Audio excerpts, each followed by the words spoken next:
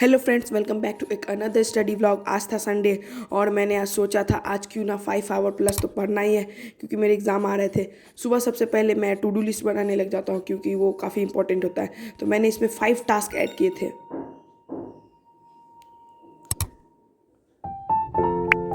और उसके बाद मैं स्टार्ट कर देता हूँ अपना फर्स्ट स्लॉट, जो था फिजिक्स का रिवीजन, क्योंकि आज से जस्ट एक वीक पहले ही मैंने किया था वन शॉट रक्षक सर का PW मतलब स्प्रिंट सीरीज से किया था।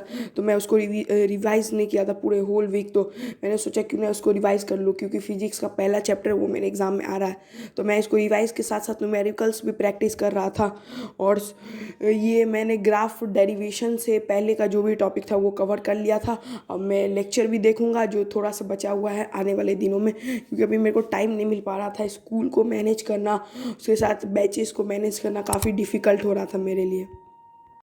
और मैंने NCERT के अंदर जो भी न्यूमेरिकल्स है वो उसको भी ट्राई किया था, और वो सारे मेरे से बन भी गए थे। और इसी कॉन्फिडेंस में मैं जाके अपने एस चांद रेफरेंस बुक से ट्राई करने लगा, बट ज़्यादा कुछ तो मेरे से बना नहीं। मैं उसको रिकॉर्ड नहीं किया, और नॉर्मल जो PPT में क्वेश्चन सर ने कराए थे मैंने उसको क्वेश्चन प्रैक्टिस को कर लिया। वो सब क्वेश्चन मेरे नोट्स में भी लिखे थे, क्योंकि हर टाइम तो हमारे पास टैब या फ़ोन नहीं होता है। अगर स्कूल में ही हो तो हमें रिविज़न करने में या अच्छे अच्छे क्वेश्चन को प्रैक्टिस करने के लिए नोट्स में लिखना काफ़ी ज़रूरी होता है। तो मैं ये सबको ऐड कर लेता हूँ।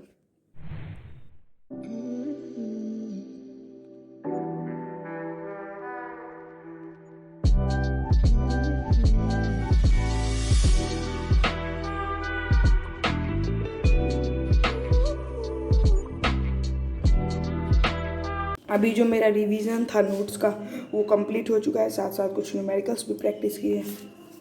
तो मैं आप लोगों को दिखाता हूँ।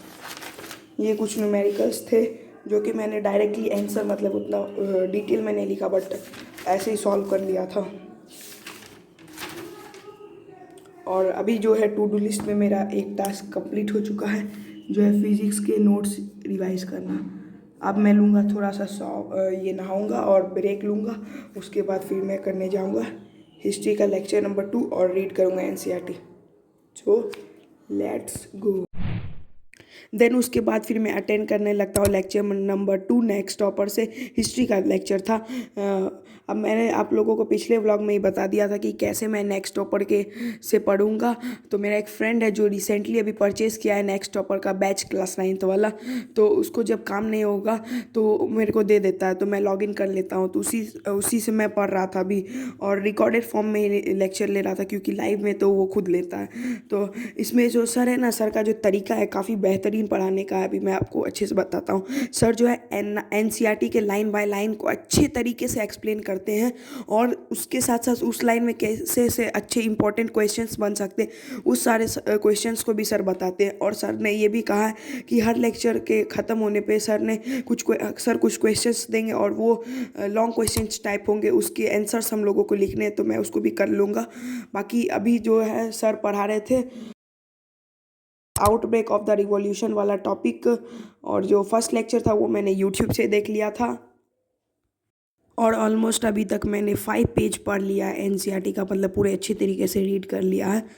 तो अभी कुछ और, अभी जो ये चैप्टर है वो काफ़ी लंबा है। टोटल 8 लेक्चर्स अभी तक हो चुके हैं, जिसमें से मैंने ओनली 2 लेक्चर्स कवर किया है। तो अभी एक तरीके से 6 लेक्चर का मेरे पास बैकलॉग है हिस्ट्री में। इसको मैं कवर कर लूँगा। अब मैं जा रहा हूँ थोड़ा सा ब्रेक लेने के लिए। सर ने कुछ यहाँ से रीड कराया और मैंने सारा हाईलाइट वगैरह कर लिया, और कुछ क्वेश्चंस भी लिखवाए। जैसे ये 3 क्वेश्चंस थे इस टॉपिक के, और पूरे अच्छे से छोटे छोटे नोट्स भी जो थे, साइड में पॉइंट्स लिख सकता था, मैंने उसको लिखा। और ये रहा कुछ ये, और जो रोल ऑफ फिलोसफर वाला टॉपिक था वो भी हो गया। अब सर अगले वाले में ये आउटब्रेक ऑफ रिवॉल्यूशन पढ़ाएंगे। सर ने कुछ होमवर्क्स भी दिया है। और ये कुछ क्वेश्चंस जो सर ने प्रैक्टिस करने के लिए दिए, काफ़ी क्वेश्चंस हैं, देख सकते हैं। और इसको मैं करूँगा।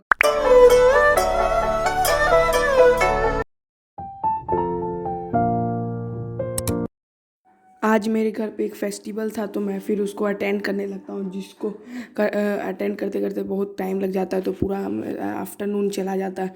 फिर मैं इवनिंग में अपना स्टार्ट कर देता हूँ मैथ्स के क्वेश्चन प्रैक्टिस करना, जो कि मैं एनसीईआरटी से कर रहा था। सारे एग्जाम्पल्स और जो एक्सरसाइज के क्वेश्चन है वो कर रहा था, क्योंकि अभी जो है ना ऋतिक सर ने टोटल 8 लेक्चर्स ले लिए फर्स्ट चैप्टर नंबर सिस्टम के, और अभी तक मैंने सिर्फ मतलब अच्छे तरीके से कुछ भी क्वेश्चन प्रैक्टिस नहीं किया था एनसीईआरटी से। बोले मैंने एक बार पीपीटी से सारा क्वेश्चन एक बार अच्छे से सॉल्व कर लिया था, बट अभी तक मैंने एनसीईआरटी को छुआ तक भी नहीं था। और एनसीईआरटी तो सबसे ज़्यादा मेन होता है, इसीलिए मैं लग गया था सारे एनसीईआरटी के क्वेश्चंस को सॉल्व करना, और साथ ही साथ जितने एग्जाम्पल्स थे उनके बीच में उसको भी सॉल्व कर रहा था। और साथ साथ मैं थोड़ा फ़न के लिए कुछ देख भी रहा था, तो कुछ ऑलमोस्ट 40-50 क्वेश्चंस थे जो मैंने लगा लिए थे। और जो मैथ में एक्यूरेसी काफ़ी इंपॉर्टेंट होता है, तो क्वेश्चन प्रैक्टिस करना काफ़ी ज़रूरी होता है। तो एनसीईआरटी में तो इतने क्वेश्चंस नहीं हैं, लेकिन मैं अभी सोच रहा हूँ आरएस या आरडी शर्मा, दोनों सगवाल या आरडी शर्मा, दोनों में से कोई एक बुक परचेज़ करूँगा। आई गेस टोटल 600 के कुछ आसपास प्राइस में दोनों बुक आते हैं, सिंगल। तो उसमें से कोई एक अच्छा बुक मैं रिकमेंडेशन के हिसाब से लूँगा। जब ये कहते हैं मेरा PT1 ख़त्म हो जाएगा, उसके बाद जब समर वेकेशन स्टार्ट हो जाएगा, क्योंकि अभी जो है ना स्कूल को मैनेज करना काफ़ी ही हार्ड है। मैं बस बैच के क्लास कर पाता हूँ और बस संडे को ही कुछ अच्छा प्रोडक्टिवली स्टडी कर पाता हूँ।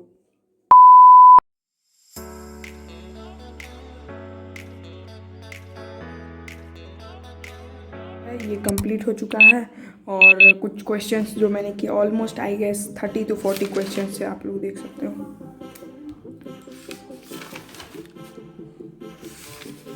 काफ़ी सारे क्वेश्चंस जो थे ना वो काफ़ी सिमिलर थे, वो पीपीटी में जो सर पढ़ाते हैं, सर के काफ़ी क्वेश्चंस एनसीईआरटी के ये होते हैं। और बाकी मेरे को आई गेस लगता है अगली बार ज़रूरत नहीं पड़ेगा, बट मैं हमेशा एनसीईआरटी ज़रूर करूँगा। अभी मैं 1.3 पूरा कंप्लीट कर लिया हूँ, और बाकी जो 1.4 बचा और एक 1.5 वाला एक्सरसाइज, ये अब मैं कल देखूँगा, क्योंकि अभी मैं बहुत थक गया हूँ। और टाइम मैं आपको दिखा देता हूँ, टाइम 3:22 हो रहा है। देखो अब मैं जा रहा हूँ थोड़ा सा ब्रेक लेने के लिए, और एक जो शॉर्ट्स है उसका एडिटिंग करने के लिए, फिर मैं दोबारा से पढ़ने बैठूँगा। सर मैंने इस टू डू लिस्ट को इसी के ऊपर चिपका दिया, इसको टिक लगा देता हूँ। हिस्ट्री वाला भी हो चुका है, और प्रैक्टिस क्वेश्चन था वो भी हो चुका है। अब बचा India and size and location का 1 शॉट, और एक केमिस्ट्री का नोट्स ही बचा। इंडिया साइज एंड लोकेशन को मैं कट कर रहा हूँ, और यहाँ मैं करूँगा डेमोक्रेसी का 1 शॉट। तो